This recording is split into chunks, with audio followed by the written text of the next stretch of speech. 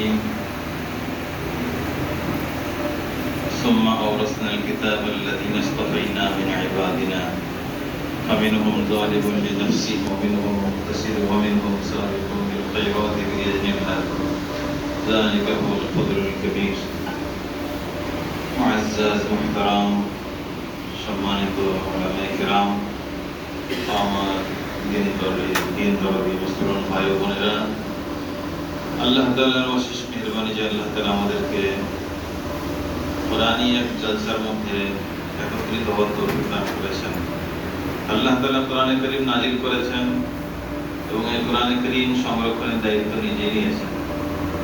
সংরক্ষণ কাদের করবেন, কাদের মাধ্যমে আল্লাহ তাআলা কোরআনে কারীম সংরক্ষণ করবেন, তাদেরকেও আল্লাহ তাআলা শুরুতেই বাছাই করেছেন। কোরআনে কারীমের মধ্যে আল্লাহ তাআলা বলে দিয়েছেন সুম্মা ওয়ারাসনাল কিতাব আল্লাযীনা ইসতাফাইনা মিন ইবাদিনা। কোরআনে কারীমের ওয়ারিস কিতাবুল্লাহর উত্তরাধিকারী আল্লাহ তাআলা ওই সমস্ত বান্দাদেরকে বানাবেন যাদেরকে আল্লাহ তাআলা সমস্ত মানুষ থেকে নির্বাচন করেছেন। এজন্য কোরআনে কারীম কোন সিনা ধারণ করার জন্য প্রথম শর্ত যেটা, সেটা হলো আল্লাহ তাআলা আসমানে তাকে নির্বাচিত খাতায় লিপিবদ্ধ করা। এজন্য আমরা তো আর জানি না কার নাম লেখা আছে কার নাম লেখা নেই, কিন্তু আমাদের কাজ হলো যে আল্লাহ তাআলার নবী প্রেরণের যে বড় উদ্দেশ্য, যতগুলো উদ্দেশ্য তার মধ্যে প্রথম উদ্দেশ্য হলো কোরআনে কারীমের তেলাওয়াত। ওয়াল্লাযী বা'আসা ফিল উম্মিয়্যিনা রাসূলাম মিনহুম ইয়াতলু আলাইহিম আয়াতিহি। কোরআনে কারীমের তেলাওয়াত নবী প্রেরণের বড় একটা উদ্দেশ্য। এজন্য এই কোরআনে কারীম দুনিয়ার মধ্যে জিন্দা রাখা, জিন্দা থাকা, এর জন্য যত রকমের চেষ্টা আমরা যারা পারি তারা করব, যারা সহযোগিতা করতে পারি তারা সহযোগিতা করব।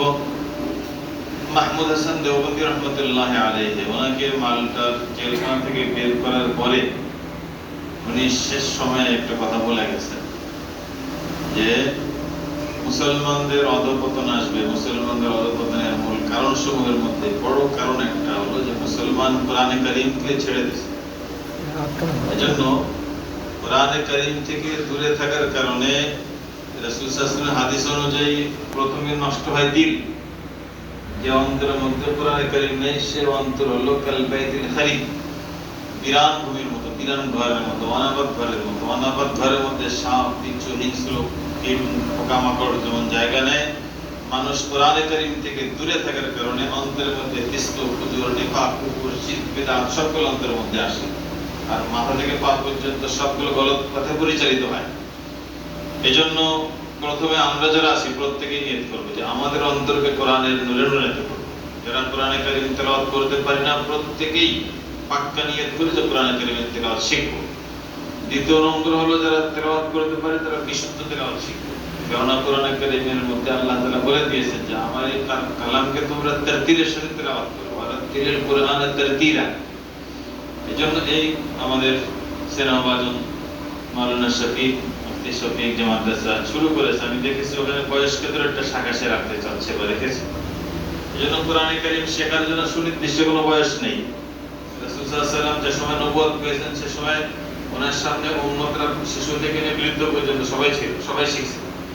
এজন্য কোরআন শেখার জন্য সুনির্দিষ্ট কোনো বয়স নেই, সব বয়সের মানুষ শিখতে পারে। এজন্য আমরা যারা শিখে নাই, শিখতে পারি নাই তারা শিখবো, যারা তারতিল নাই, সহি শুদ্ধ নাই তারা সহি শুদ্ধ করবো। করবো তাই চলে কি বলেন? পুরুষরাও করবো, মা বোনরাও করবো। এরপরে কোরআন সংরক্ষণের জন্য যেন আল্লাহ তাআলা আমাদের প্রজন্মকে গ্রহণ করেন, কবুল করেন, সেজন্য আমরা প্রত্যেকে নিয়ত করি যে আমাদের প্রজন্ম, আমাদের ডালপালা, শাখা প্রশাখা যেখানে আছে সবাইকে আমরা কোরআনী মাদ্রাসার মধ্যে ভর্তি করে কোরআন শেখাবো। এজন্য আল্লাহ তাআলা আমাদের সবাইকে তৌফিক দান করেন।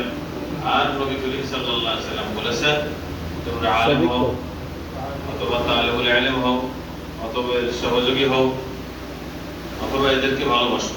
যারা এই খেদমতের সাথে, ইলম অন্বেষণের সাথে আছে, দ্বীনের সাথে আছে, তাদের ভালোবাসো।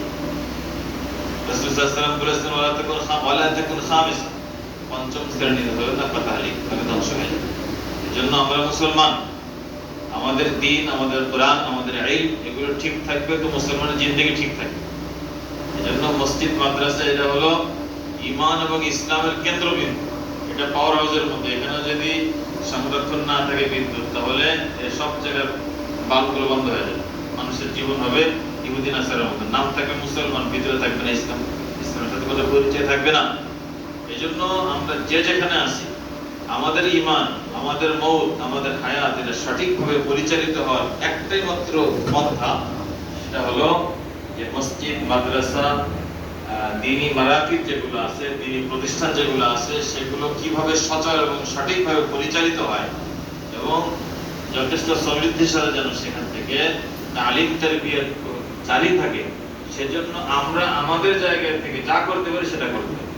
কাউকে ভালো পরামর্শ দিয়ে, কোনো সময় নিজের সন্তানকে দিয়ে, কোনো সময় চান্দা দিয়ে, কোনো সময় বুদ্ধি পরামর্শ দিয়ে, কোনো সময় সহযোগিতা দিয়ে, কোনো সময় সুবিধা অসুবিধা আছে সেটার মোকাবেলা করে, যেভাবে হোক এই সমস্ত প্রতিষ্ঠানগুলো টিকায় রাখা, এটা আমরা আমাদের ঈমান টিকায় রাখার একটা জিহাদের এবং একটা মেহনতের শামিল। এই জন্য আমরা মুসলমান, আমরা সবাই পারতেছি না মাদ্রাসা করতে, কিন্তু এগুলো জিয়ায় রাখলে আমাদের দ্বীন ধর্ম ঠিক থাকবে। আল্লাহ তাআলা আমাদের সবাইকে তৌফিক দান করেন। আমরা এই সংক্ষিপ্ত মৌলিক কথা অনুযায়ী আমাদের নিজেদের জিন্দেগি চালাই।